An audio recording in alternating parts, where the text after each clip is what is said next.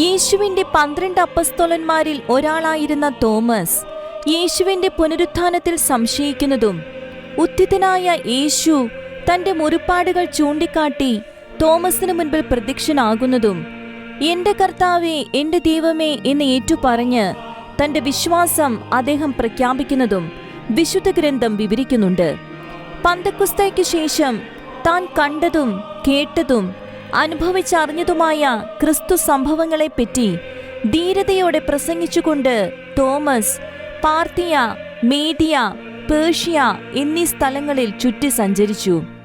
AD 52 മുസിരസ് എന്ന പേരിൽ പ്രശസ്തമായിരുന്ന കൊടുങ്ങല്ലൂർ തുറമുഖത്ത് കപ്പലിറങ്ങിയ തോമസ് കേരളത്തിൽ ക്രൈസ്തവ വിശ്വാസത്തിന്റെ വിത്തുകൾ പാകി.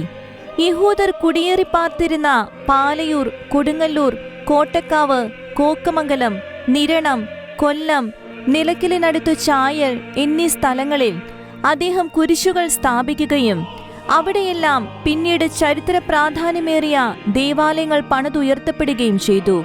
മലബാറിലെ പ്രവർത്തനങ്ങൾക്കു ശേഷം കിഴക്കേ സമുദ്രതീരത്ത് അദ്ദേഹം നടത്തിയ സുവിശേഷ പ്രവർത്തനങ്ങൾ രാജാവിനെയും രാജസേവകരെയും ചൊടിപ്പിക്കുകയും അദ്ദേഹത്തെ വധിക്കാൻ അവർ ആസൂത്രണങ്ങൾ നടത്തുകയും ചെയ്തു. അവനോടൊപ്പം മരിക്കാൻ നമുക്കും പോകാം എന്ന തന്റെ വാക്കുകൾ അന്വർത്ഥമാക്കിക്കൊണ്ട് AD 72 ഇന്നത്തെ ചെന്നൈയിലുള്ള മൈലാപ്പൂരിൽ പ്രാർത്ഥിച്ചുകൊണ്ടിരിക്കെ അദ്ദേഹത്തെ ശത്രുക്കൾ പിറകിലൂടെ വന്ന് കുന്തത്താൽ കൊലപ്പെടുത്തുകയായിരുന്നു. ഭാരതത്തിന്റെ അപ്പസ്തോലന്റെ രക്തത്തിൽ നിന്ന് ആർജവം ഉൾക്കൊണ്ട് ഭാരതത്തിൽ ശക്തമായ ക്രൈസ്തവ സമൂഹം തഴച്ചു വളരുകയും ചെയ്തു.